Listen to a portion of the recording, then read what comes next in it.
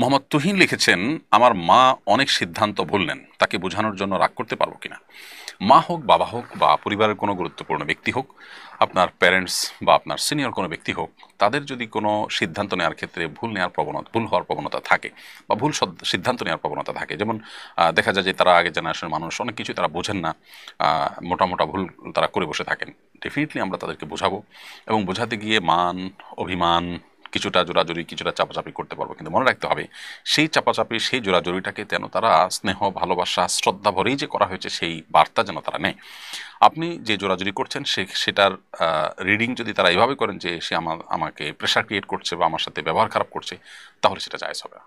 অর্থাৎ আপনি তাকে আপনার যে আবদারের জায়গাটা, সেখান থেকে আপনি রাগ করতে পারেন, সেখান থেকে আপনি জোরাজুরি করতে পারেন, কিন্তু রাগটা যদি এমনভাবে হয় যে তার মনে কষ্ট হবে, মনে কষ্ট হচ্ছে, তাহলে সেভাবে আপনি রাগ করতে পারবেন না। এমনকি তিনি ভুল সিদ্ধান্ত নিলেও আপনি এটা করতে পারবেন না। আপনি তাকে বোঝাবেন, থামাবেন, নিজে না পারলে অন্য কাউকে সেখানে আপনি ইনভলভ করাবেন, কিন্তু কোনো অবস্থাতে বাবা মার সাথে আচরণ খারাপ করে আপনি তাদেরকে বোঝাবার চেষ্টা করতে পারবেন না। যদি আপনি সেটা করেন, তাহলে সেক্ষেত্রে সওয়াবের পরিবর্তে কিন্তু উল্টা গুনাহ হবে। বিধায় এই বিষয়টিকে আমাদের খুব গুরুত্বের সাথে দেখতে হবে। বাবা মা এর বিষয়টা এতটাই গুরুত্বপূর্ণ এবং এতটাই সেনসিটিভ যে সেখানে যদি তারা কোনো রকম ভুল বোঝেন, তাহলে সেক্ষেত্রে আপনার সওয়াবের পরিবর্তে তাদেরকে যে ভালো করতে যাচ্ছেন, সেখানে সওয়াবের পরিবর্তে আর গুনাহ হতে পারে।